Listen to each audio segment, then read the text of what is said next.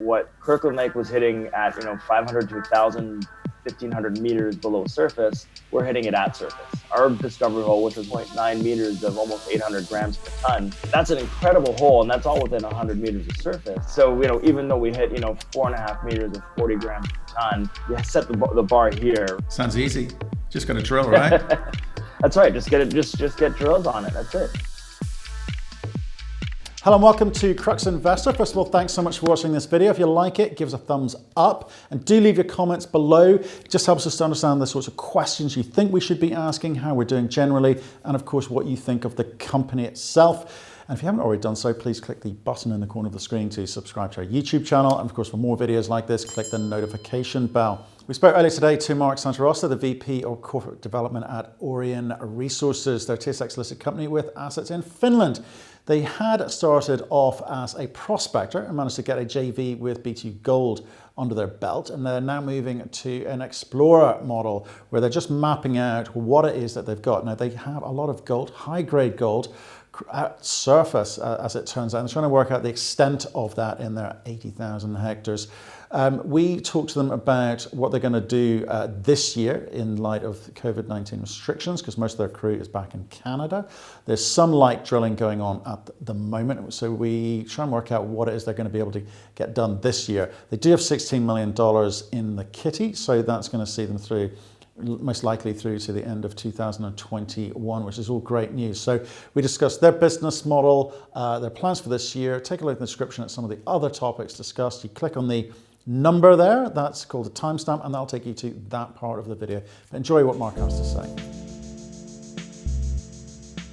Hey Mark, how you doing, sir? I'm doing well, thanks. How are you doing today? Not bad, not bad. Thanks for joining us. We're gonna learn about Finnish mining. I'm excited. Absolutely. Because we had Mawson on a few weeks ago, kind of nearish you, and obviously, and Rupert Resources has been talking to. So, why don't we kick off with a 1-minute summary about your story, and then we'll pick it up from there. Yes, absolutely. So we are an earlier stage exploration story in northern Finland.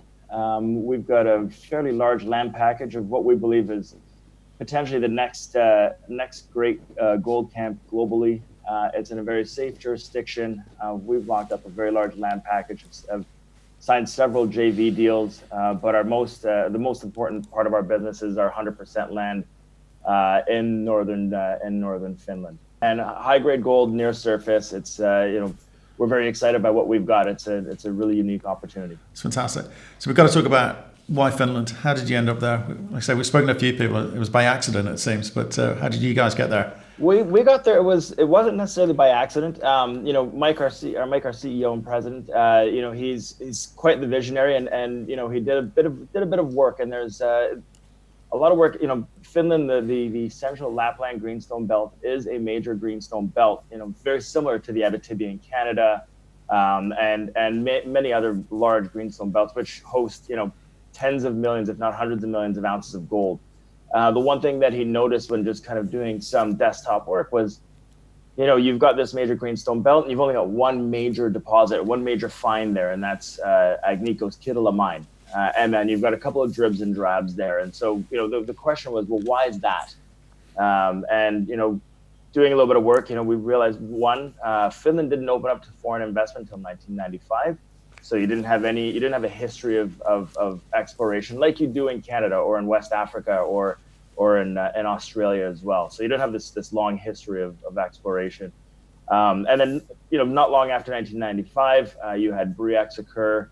And obviously that killed kind of the gold market in general and gold exploration. And so you just had a lot of time.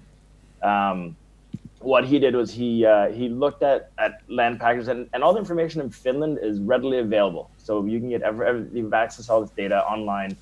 And so he looked for areas. What he found and where we staked our land is on a major structural feature known as the Circa Shear Zone.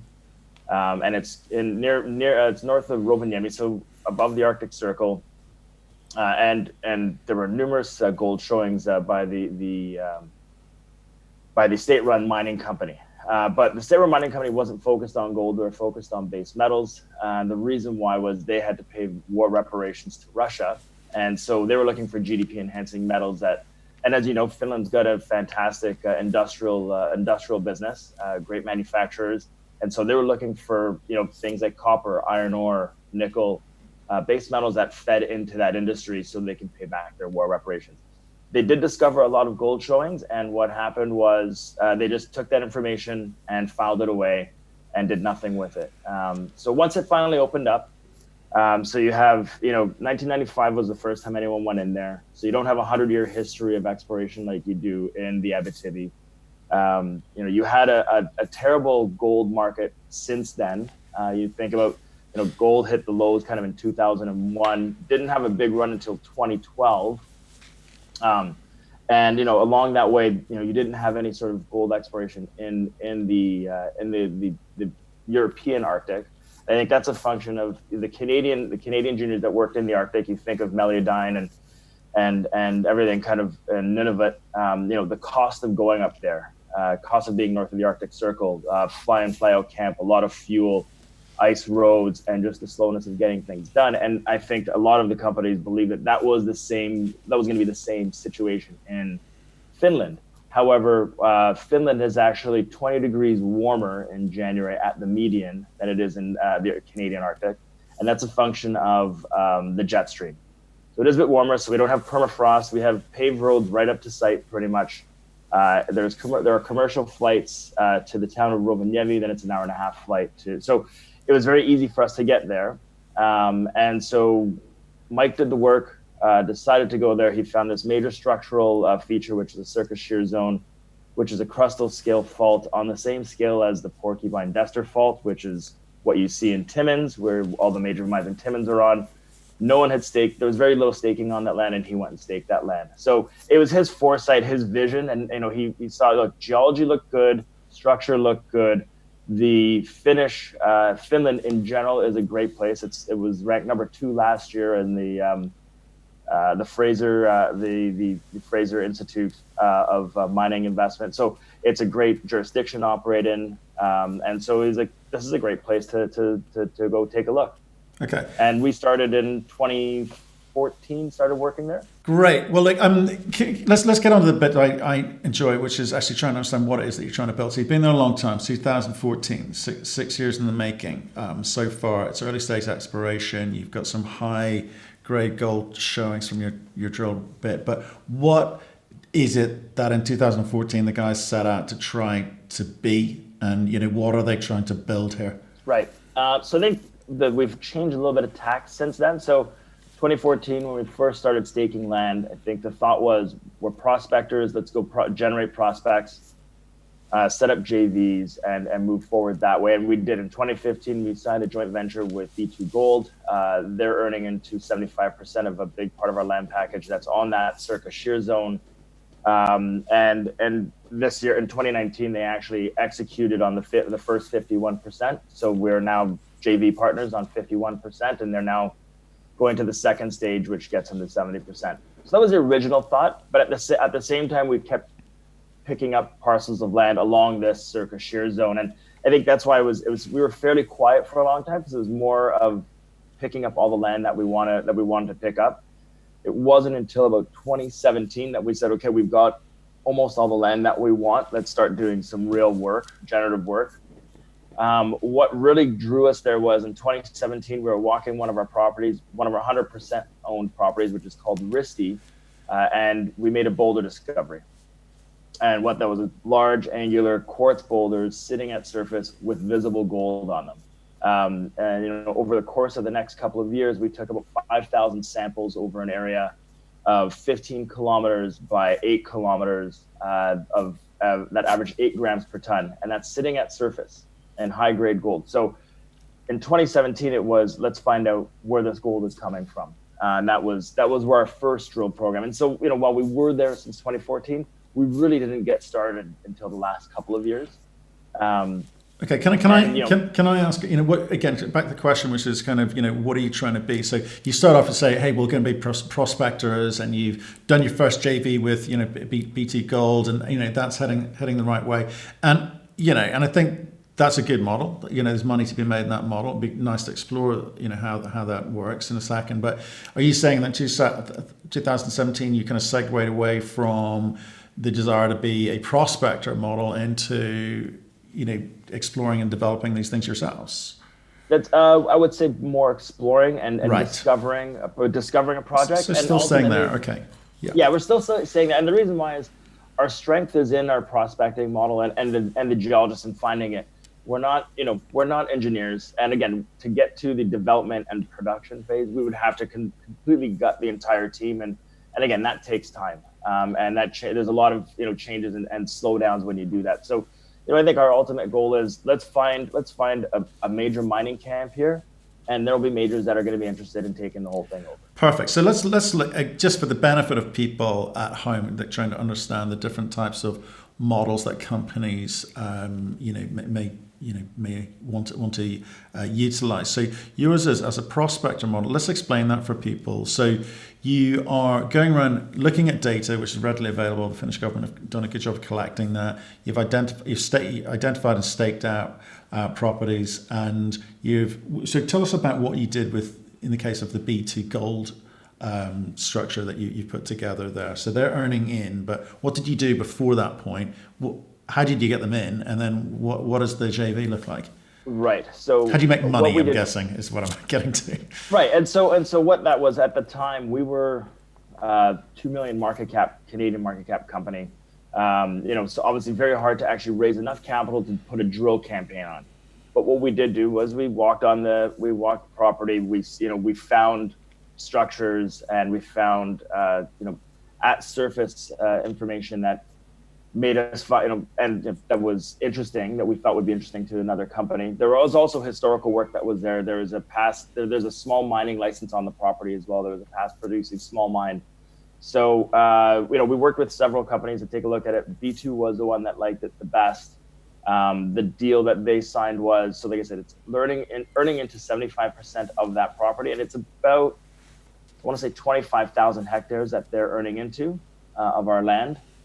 We've got a total land package of almost 80,000 hectares in Finland that we've got some control over. So they are earning into 75%. The first stage was export. So there were some cash payments, some shares at annual intervals, and there was a minimum spend requirement, and that was $5 million over the first 5 years.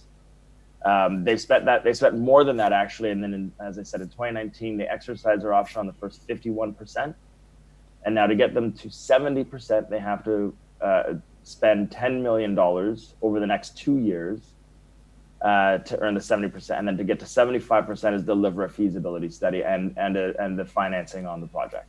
Again, and that may not happen in the next couple of years, but if they want that, that's the extra 5% bump, and they've exercised and they've given their intention to work on the property that's on the JV. Cool. And are you carried in that?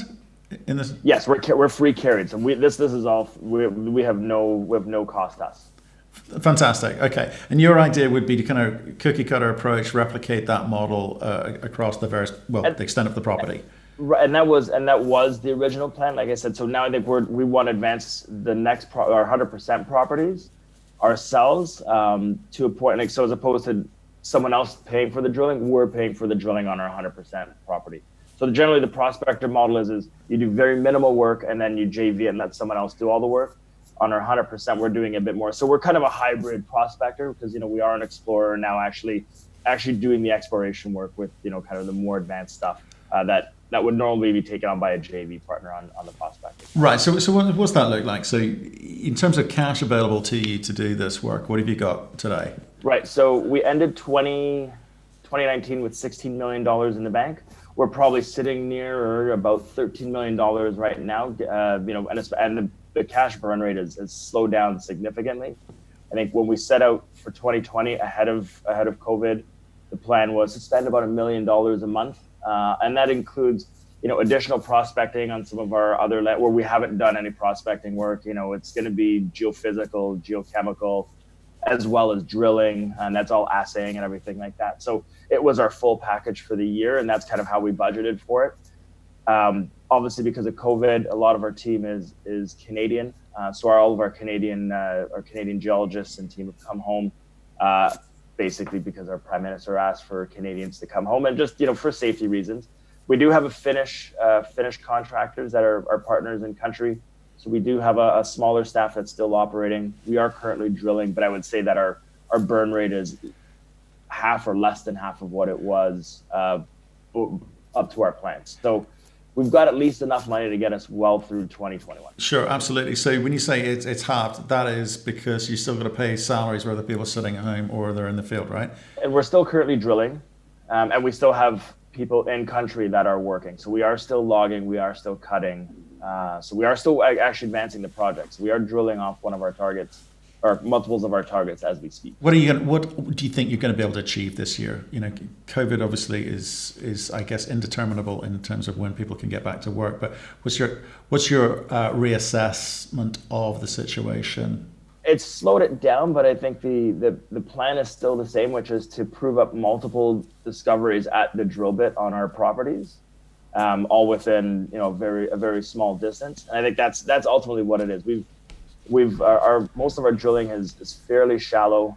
We've only been down to at maximum 300 meters on one of our targets, but most of it's been fairly shallow. So we're trying to prove up multiple potential deposits just to show how big the scale is that we've got and how big the opportunity is on our property. And so that's why we're still drilling multiple of our targets to prove off where the highest priorities are. Right, but have you any sense of what that's going to encompass? So like if I ask you to kind of break down the next few months in terms of spend, how many meters, what do you want to end the year with? And again, to what end? Because you're taking care of the exploration, the drilling, but at some point you don't want to do development, you're going to want to engage people. So how do you get from where you are today in the current environment to that point where you can have a conversation with a JV partner? Right. Well, it might not be a JV, it may be a full M&A transaction. Okay. And I think it's and for us it's the way we look at it is if you look at some of the pre-resource transactions, how many meters needed to be drilled, how many holes were drilled before something happened. You think of Eleanor with Virginia that was only a few holes, and they created a lot of value from. Again, that was a different era, of course. But they did drill just a few holes and created an incredible amount of value for their investors, both through the sale of the asset and then a few years later through the sale of the NSR. Our goal is we need to prove, and again, we don't have a defined target as to how many holes and how many meters we're drilling. I know we've drilled several thousand meters at our Lowney project. I want to say, as I'm thinking about it, probably about 5,000 meters so far to date. And so, that's got to be advanced as well. We've drilled multiples of that at our Amorisco and Risti property. And so what does the end look like? What's the total number? That's all dependent on data. And so we're we don't say we're going to drill 20,000 meters and that's it, because as of right now, we're still, I almost want to say prospecting at the drill bit. Once we get onto a mineralized zone where we know we can drill effectively and efficiently, then we can say, okay, now we know that this is here. Let's put 3-4 rigs on it, whatever the number is. But it's at that time. Right now, we're still we've made some discoveries, but it's where we haven't jumped on the one that's like we can drill efficiently and effectively yet. So. That's still a bit of a moving target. We're once we hit it, then we can plan a little bit better. What we do have is money in the bank that gives us time. It does give you time. It must be frustrating for you as VP of Corporate Dev.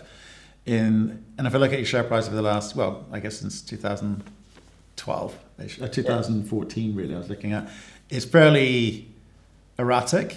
You have great periods, and then it drops back down, and then great story, and that, I guess, is that the nature of the prospecting model? People get excited about a hit, and then you have to repeat it again. A little bit, right? And that it has been fits and starts, and looking at where things we make our discovery in 2017, the boulder discovery. Everyone gets very excited, and then it's try to find where those boulders come from, and of course. If anyone knows exploration, it's never easy, right? And especially it's one thing to, if you have an outcrop and you've got a vein and you can trace that a little bit more, but it's boulders, trying to figure out where they came from. So of course, you have fits and starts, and then it's, following up on initial drill holes with additional drill holes that look like that. And look, we had our discovery hole, which was hole 42 on Amarusco, which was 2.9 meters of almost 800 grams per ton. That's an incredible hole, and that's all within 100 meters of surface. Of course, the now challenge is you've set a high water mark, right? And so even though we hit 4.5 meters of 40 grams per ton, or in that range, and multiples above 20 grams per ton, all within 150 meters of surface, you set the bar here, right? And like anyone else that had those lower hits on anywhere else that didn't have that very high watermark wouldn't have an issue. But that's the nature of the beast. It is a bit of a nuggety business, so you're going to have really high spots, and then you're going to have a really high grade in some holes and some lower grade in some other holes. But what we're trying to find is that there's an actual system that's there, and that's what we've been looking for. So yeah, it's been ups and downs. The most recent down was our initial results from our second property, and I think the market overreacted on that move. And I think it led to a very great buying opportunity for anyone who was looking at us, because it took us to a valuation prior to our Boulder discovery at one point. So yeah, I think there's still a lot to be done, and like we're that's the beauty of it. That's the beauty of exploration, is you're going to have high points and low points. And I think once we get into that, as I said, that main system that we can drill efficiently and effectively, when we can put on a number of drills on it, then you get this repetition and the repetition of results. And then of course, then you can see, I think we'd see a very clear move to the upside on the name. Yeah, okay. I mean, you're sitting on cash, which I guess gives you a few options, right? So you can drill, you can do a bit of work, but for people coming into this story, that kind of erratic nature of what it is that you do may not lend comfort to some, but for others, they may say it's a buying opportunity because of the volatility. So it's a certain type of investor that be attracted to you. I mean, how does your share registry break down at the moment? I know the management board hold a lot, but who else is in there? Yeah, so it's fairly tight. So yeah, the management board on about just under 14%. I think we're the largest shareholder group, that's out there. Our chairman, Dave Lotan, owns just under 10%, about 9.5%, around there. And Kinross is our our largest shareholder, individual shareholder. They own just under 10%. And they came into the story in 2017, just after the Boulder discovery.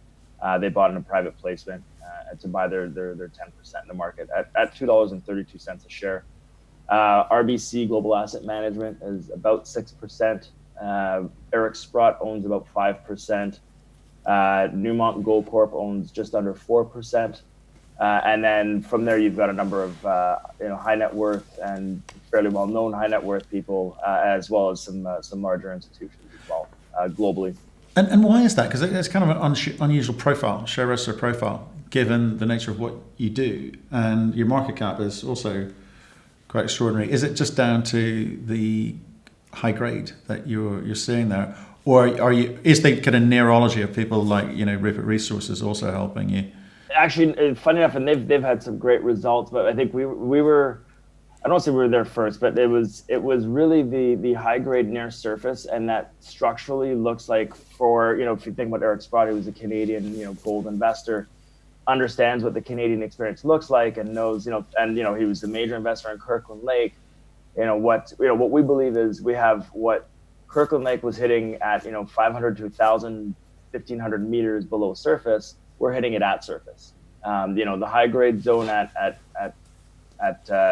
Gold Corp's Red Lake mine didn't start until about 2,000 meters below surface. So, and we're getting those kind of grades at surface. So I think there was an excitement of what we were hitting at surface. And again, very high grade near surface, which is, fairly unheard of in a safe mining jurisdiction, which is, I think, the big important part. Finland is very supportive of it, and that's why people saw Finland as very similar to what the experience is in Canada. So I think that's why you have that shareholder registry. The Kinrosses and the Gold Corps, or there were Gold Corpers who came in, and obviously Newmont took them over, so they're shareholding now. They saw the size of our land package and saw that there's a very large opportunity and an opportunity to get in early in something that looks like a major new gold camp. Okay, so where did they want you to take this to? Because they're obviously the partner or the total takeout M&A situation you're looking for. Have you spoken to them? Where do they need you to get this to before they step in? Yeah, I think, and now this is me wearing my old M&A hat. A lot of companies don't feel the need to do anything until someone forces their hand. And again, what they want to see and what they want us to prove up is that it is a real major gold camp.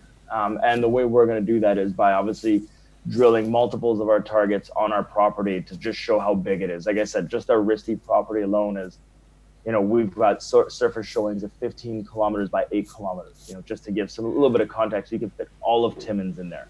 And that's just on our one property. And within Timmins, you had, 20 or 30 companies that were operating there. So that's the opportunity I think they're looking for, but we do have to prove that it's there. And we are proving it at the drill bit and different targets. But it is, there's still a lot to be done. Sounds easy. Just got to drill, right? That's right. Just get drills on it. That's it. Yeah. Well, in a way, all joking aside, it does kind of sound as easy in a way. You got to hit the right spots, the right targets, and so forth. But if it's what you said is, they're asking you to just prove up a little bit more with the drill bit. I burn through some of this $16 million, continue getting the results you're getting, and is that the point you step out, or do you go and raise more capital? It'll depend, right? It depends on where the market is for us. It'll depend where they are and what they deem as required. And we do talk to them. We speak to Kinross on a regular basis. We've spoken to Newmont numerous times, as well as other parties, because everyone's kind of interested to see what's there. If this is going to be a new camp, then they want to make sure they've got their eye on everyone that's in there. So, will we raise more capital? I don't want to be. We're a junior exploration company. We're consumers of capital. At some point, we may need to raise capital again. We're the type of company that's run by guys that have worked in capital markets for a while. We've seen the shortcomings of other juniors who have waited till they're down to their last, $500,000 before they raise. And we're definitely not that. We don't want to get the bank down to that level. We're not waiting for our Hail Mary hole to help us raise capital. We try to maintain dilution. We're try to keep it to a minimum.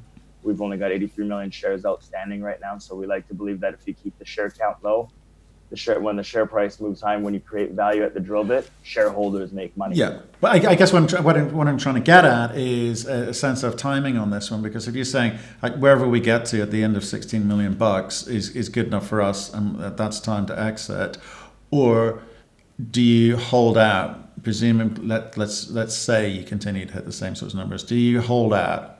We're realists, and look, we know that we're never going to top tick the valuation, and nor should we. We got to leave some meat on the bones for whoever takes us over, and let them drive some value in there. So, it'll be at the right time. I think for us, our view is if we make all the shareholders who come in on our deals, if they all make money and good money, then that's probably the right price to leave, as long as everyone's made money on the takeout. Okay. And so that will just depend on when that is, right? So, do we have to raise capital again? Maybe. And again, that's going to just depend on, if things open up again and we decide that we're going to go to multiple rigs, do we want to raise capital ahead of that? Maybe.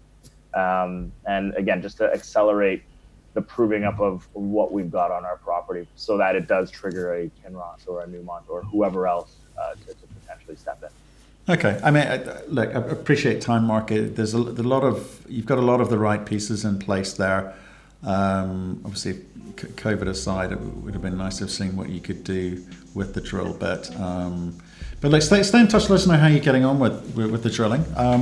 Absolutely. I think Finland's a really interesting space. Not too many people are aware of it, but there's some pretty big names there. that we've spoken to, and it's got some great mineralogy for sure. So thank you for your time today, and we will speak to you soon. Absolutely. Thank you very much.